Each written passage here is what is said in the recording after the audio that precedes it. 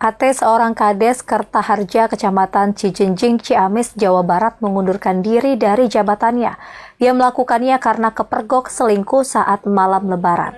Bahkan selingkuhannya merupakan istri yang sudah bersuami, hingga mereka pun digerebek oleh warga. Pengunduran diri AT sebagai Kades tersebut disampaikan pada rapat musyawarah desa luar biasa yang berlangsung di Balai Desa Kertaharja pada Senin 24 April siang.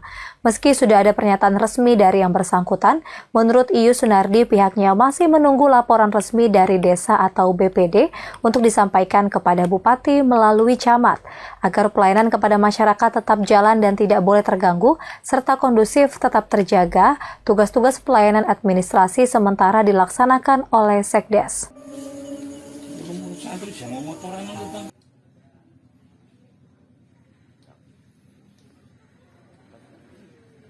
Terima kasih sudah nonton. Jangan lupa like, subscribe, dan share ya.